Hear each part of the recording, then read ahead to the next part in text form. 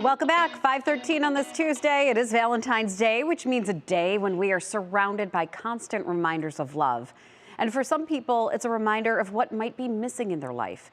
For those who are going through a divorce or a recent end to a relationship, this Mom Squad is for you.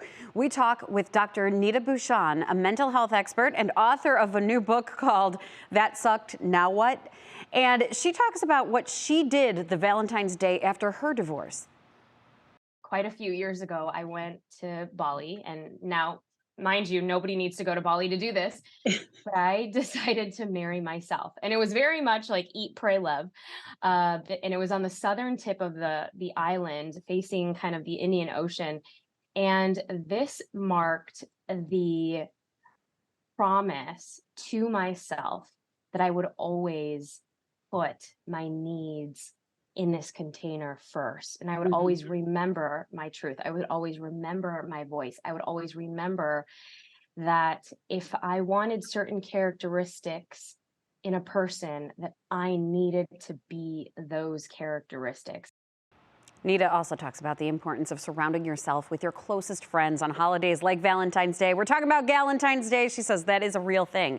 So I brought in one of my Galentines, Lindsay Buckingham, who talks about what she did after her own divorce to heal and find hope again. So to see the entire episode of Mom Squad, it's Valentine's Stinks, that whole episode. All you have to do, tune into our WKYC Plus channel, which you can get on Roku and Fire TV, or you can see it on your WKYC YouTube page. And one of the pieces of advice that Neeta gave that I loved is that whether it is a new love interest, a friend, no matter what it is, you have to put yourself out there. You're going to ask somebody to do something and maybe you get rejected, but you have to try again. She calls those micro rejections, and she says that those are going to happen all the time in life. And really, she says her book applies to if you're going through a financially difficult time, if you've lost loved ones and you're going through a grieving process, that these translate the same way. Sure.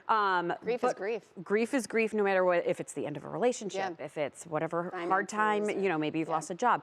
All of these things translate. But it was just so uplifting to talk to her, and she's now married with 2 kids.